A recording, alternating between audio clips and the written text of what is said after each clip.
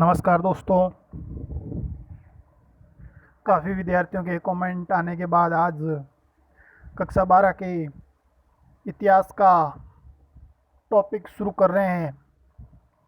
प्यारे दोस्तों, आपके सभी दोस्तों को शेयर कर दें चैनल को जल्दी और सब्सक्राइब करें ताकि लोगों को हर तरह का वीडियो जो भी डाला जाए आपको जल्दी से जल्दी टाइम पर मिलता रहे।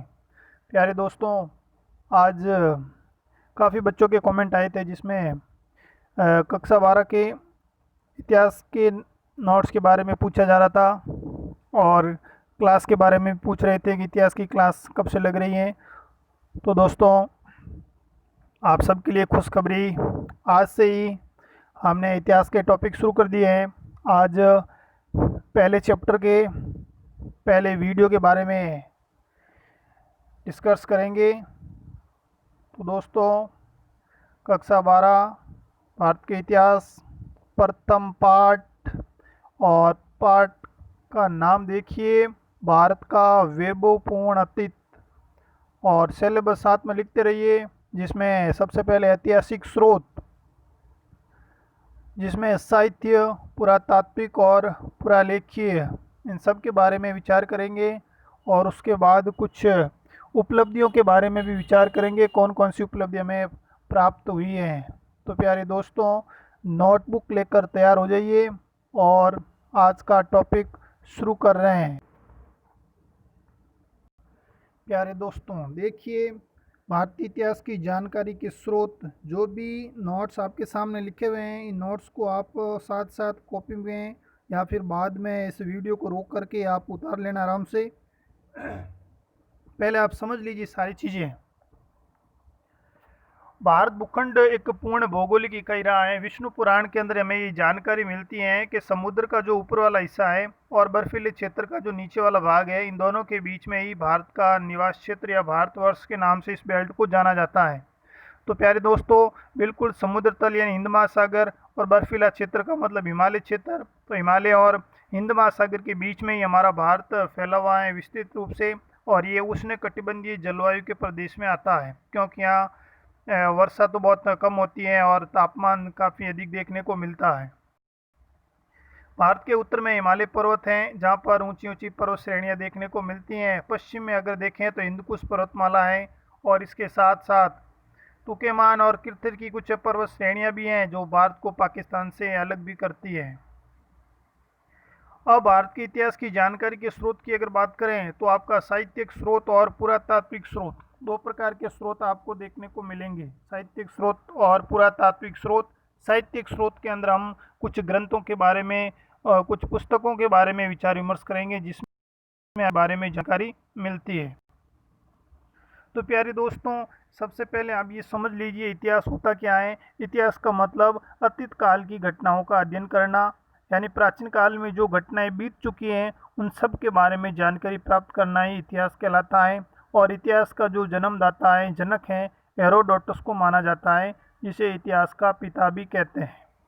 तो देखो, प्राचीन कालीन इतिहास या अतीत के इतिहास की जानकारी के स्रोत, सबसे पहले हम ये जान लेते हैं कि भी साहित्यिक स्रोत और पुरातात्विक या पुरालेख्य स्रोत क्या है। पुरालेख्य वो होते हैं जो पत्थर की शिलाओं के ऊपर लिखे जाते हैं। वही प्रमाण आज भी हम देखते हैं। प्राचीन काल के कुछ मंदिर वगैरह हैं जहाँ पर आज भी अपन देखते हैं कि पत्थर की शिलाओं के ऊपर कुछ लेख लिखे हुए होते हैं, वो पुरालेख होते हैं। और साहित्यिक स्रोत मतलब जो ग्रंथ हैं, ग्रंथों में सारी जानकारी हमें मिलती है, कुछ पुस्तक में जानकारी मिलती है, वो आपके साहित्यिक स्रोत हैं। तो दोस्तों, हम इस पहले चैप्टर में जितना भी टॉपिक है, सारे टॉपिक को हम क्वेश्चन के अकॉर्डिंग सॉल्व करते रहेंगे। यानी जैसे जैसे अपन टॉपिक का पार्ट शुरू करते हैं वैसे वैसे अपन क्वेश्चन डाल करके उसका आंसर लिखते रहेंगे। क्वेश्चन के अकॉर्डिंग इसका आंसर हम करते रहेंगे, समझते रहेंगे। हर टॉपिक को एक क्वेश्चन के माध्यम से समझेंगे। तो आपको पता ही है, बुक भी आपके सामने रख लीजिए, और बुक में सबसे पहले अपना क्वेश्चन यही बनता है टॉपिक के अंदर कि प्राचीन भारत के अंदर इतिहास की जानकारी को प्राप्त करने के साहित्यिक स्रोत कौन कौन से हैं। तो आपके टॉपिक में सबसे पहले साहित्यिक स्रोत डाले हुए हैं, तो हम इसको एक क्वेश्चन के माध्यम से भी सॉल्व कर रहे हैं, आराम से याद हो जाएगा। तो मैंने आपके सामने ये चार्ट रखा है, इस चार्ट को आप ध्यान से देख लीजिए। इस चार्ट के अंदर देखो साहित्यिक स्रोत बताए हुए हैं। साहित्यिक स्रोत को आपके 4 भागों में विभाजित किया गया है। एक आपका धार्मिक साहित्यिक स्रोत, दूसरा धर्मेतर है, तीसरा आपका विदेशी है और चौथा है वंशावलियाँ, जिसमें कुछ राजाओं की वंशावलियाँ देखने को मिलती हैं।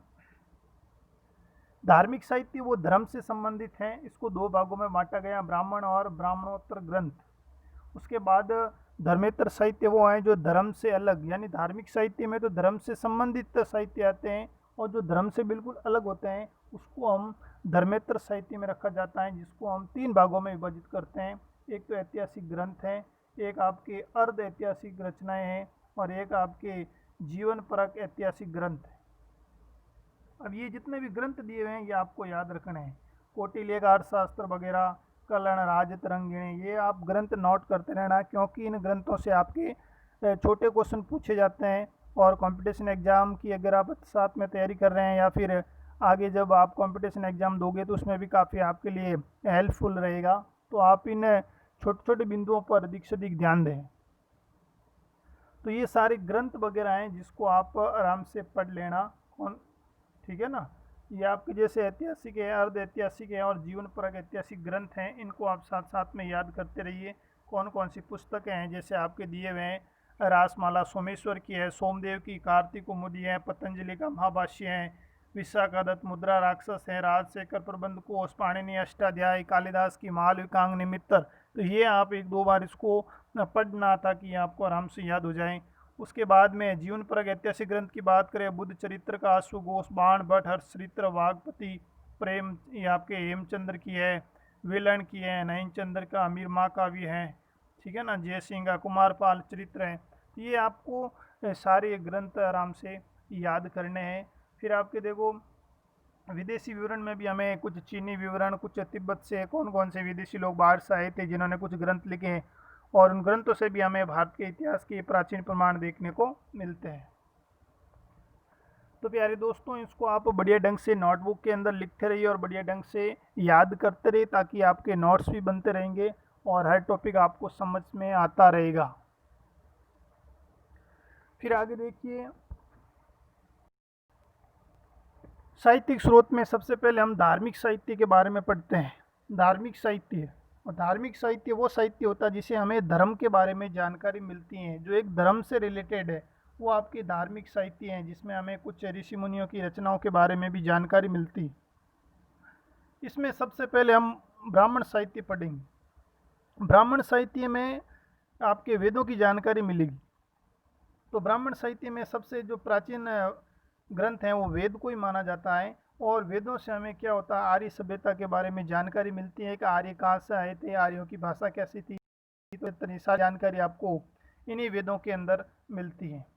तो वेदों से हमें ज्ञान की प्राप्ति होती है। तो वेद को ज्ञान का भंडार भी कहते हैं, क्योंकि प्राचीन काल में शिक्षा के क्षेत्र में वेदों की अच्छी जानकारी दी जाती थी। वेदों की संख्या आपके 4 हैं और ये आप छोटी क्लास से पढ़ रहे हैं। ऋग्वेद, यजुर्वेद, सामवेद और अथर्ववेद। तो ये 4 वेद हैं, जिसमें ऋग्वेद को सबसे प्राचीन वेद माना जाता है। ऋग्वेद में आपके 10 मंडल हैं और 1028 सूक्त माने जाते हैं। सामवेद के अंदर देखें तो आर्यों द्वारा गाई गई संगीत की जानकारी मिलती है। शॉर्ट में बता रहा हूँ आपको, सामवेद में संगीत की जानकारी मिलती है, यजुर्वेद में आपके यज्ञ और हवन कुंड की जानकारी मिलती है, और अथर्ववेद में आपको जादू टोना है, औषधि है, ठीक है ना, कर्मकांड है, इन सब के बारे में आपको जानकारी देखने को मिलती है। अब जैसे देखो अगला जैसे अपना टॉपिक शुरू होगा तो उसमें वेदांग साहित्य आता है। तो मैंने क्वेश्चन में इसमें डाल दिया कि वेदांग साहित्य क्या है, स्पष्ट कीजिए।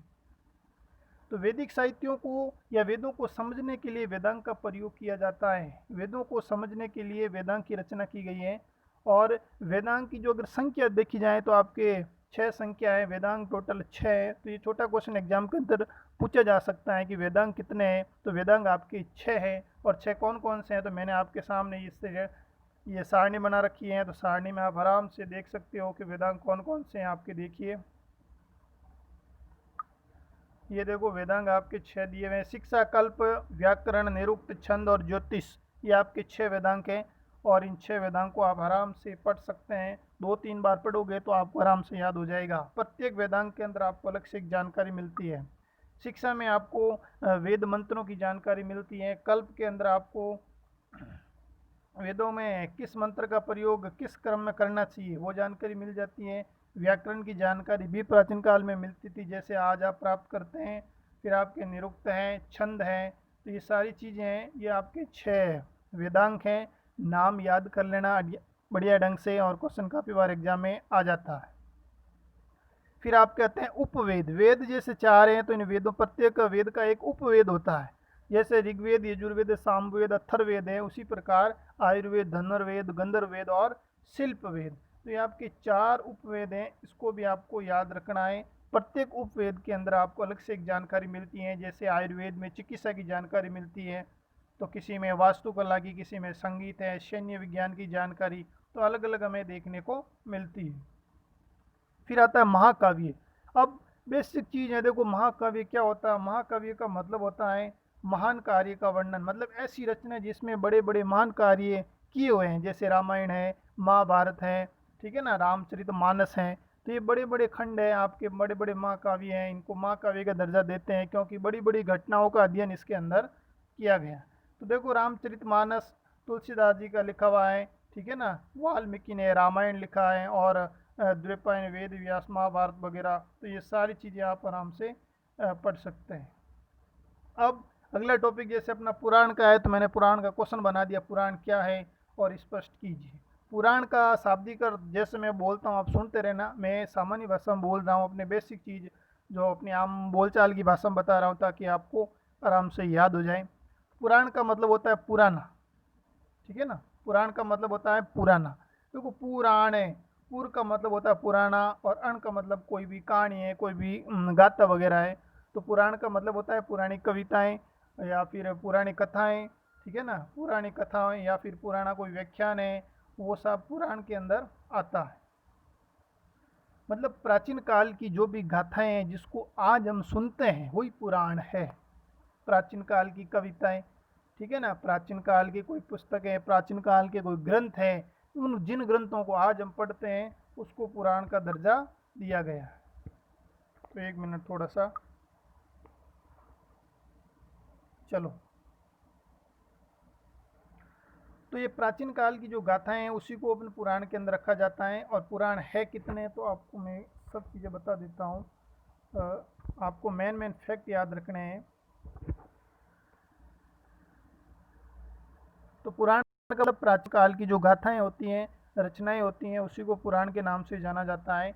और इन पुराणों के 5 विषय हैं, आपके सामने ऊपर दिए हुए देखो 5 विषय: सर्ग, प्रतिसर्ग, मनवंतर, वंश है, वंशानुचरित। ये 5 आपके पुराणों के विषय माने जाते हैं। पुराणों की संख्या टोटल 18 है। ये क्वेश्चन भी एग्जाम में काफ़ी बार पूछा गया कि पुराणों की संख्या कितनी है, 18। और इन 18 के नाम आपको याद नहीं करने हैं, आपको केवल इतना याद करना है कि पुराण 18 हैं, और इन 18 में से सबसे प्राचीन पुराण मत्स्य पुराण है। ये चीज़ आपके माइंड में सेव होनी चाहिए। सबसे प्राचीन पुराण कौन सा है? मत्स्य पुराण। तो ये क्वेश्चन एग्जाम के अंदर काफ़ी बार पूछा गया है। अब इसके अलावा पुराण हम देखें तो आपके वायु पुराण है, ब्रह्मांड पुराण है, विष्णु पुराण है, भागवत पुराण है। तो टोटल 18 पुराण है, आपको मत्स्य पुराण याद रखना है। अब मरकंडे पुराण है, विष्णु पुराण, वायु पुराण, भागवत पुराण, इन सब के बारे में मैंने थोड़ा बहुत लिखा है। वैसे आपके पाठ्यक्रम के अंदर इतना नहीं है, फिर भी मैंने बेसिक जानकारी लिखी है, तो आप इसको आराम से पढ़ सकते हैं कि विष्णु पुराण में भगवान कृष्ण के चरित्र का उल्लेख मिलता है, भागवत पुराण में भी कृष्ण की जानकारी मिलती है, वायु पुराण, धर्मा, नक्षत्र, ज्योतिष, आयुर्वेद, इन सब का वर्णन मिलता है। तो इन जानकारी आपको दी हुई। अब आता है स्मृति ग्रंथ क्या है। अब वेदों के उपरांत विभिन्न ऋषियों द्वारा स्मृति ग्रंथों की रचना की। वेदों के बाद में विभिन्न ऋषियों ने मिलकर के कुछ ग्रंथ बनाए, उन ग्रंथों की रचना की थी, और इन ग्रंथों की रचना वेदों के आधार पर की थी, उन्हीं को स्मृति ग्रंथ कहते हैं।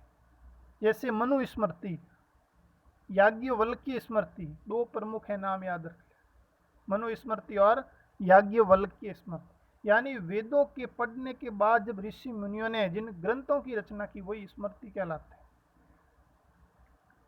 ये तो सभी जानते हैं कि वेद हमारे हिंदुओं के प्रमुख धर्म ग्रंथ हैं, 4 हैं। चारों के नाम तो ऋग्वेद, यजुर्वेद, सामवेद, अथर्ववेद, ये सारी चीज़ें आप पढ़ चुके हो। तो इन चारों वेदों के ज्ञान को व्यवस्थित ढंग से ऋषियों ने लोगों को समझाया था। सब जितने भी ऋषि मुनि थे प्राचीन काल के अंदर, इन लोगों ने देश के संपूर्ण संसार के सभी लोगों को या फिर इन्होंने अपने शिष्यों को इन वेदों के बारे में काफ़ी जानकारी दी थी। और उसी जानकारी के आधार पर जो ग्रंथ लिखे थे उसी को अपन स्मृति ग्रंथ के नाम से जानते हैं। तो स्मृति ग्रंथ के बाद में आगे देखिए आपके कुछ ब्राह्मण ग्रंथ आते हैं। अब ब्राह्मण ग्रंथ में देखो, सबसे पहले बौद्धिक साहित्य। और बौद्धिक साहित्य की अगर बात करें तो काफ़ी थोड़ा सा बड़ा टॉपिक है, तो आज अपन इतना ही पढ़ते हैं। बौद्धिक साहित्य हैं, फिर जैन वगैरह हैं, वो सब चीज़ें हम अगले नेक्स्ट वीडियो के अंदर लेते हैं। तो प्यारे दोस्तों, इस टॉपिक को आप बढ़िया ढंग से ध्यान से तैयार बुक के अंदर इसको सेव कर लीजिए, जिससे आपको काफ़ी अच्छा बेनिफिट मिले। और अपने जितने भी यार दोस्त हैं उनको आगे से आगे शेयर कर दीजिए। प्यारे दोस्तों, चैनल आपको कैसा लगा, हर चीज़ आपको समझ में नहीं आ रही है या फिर कोई प्रॉब्लम है तो कमेंट कीजिए, और अधिक से अधिक सब्सक्राइब करके इसको आगे से आगे शेयर कर दीजिए। धन्यवाद। वंदे मातरम। जय हिंद।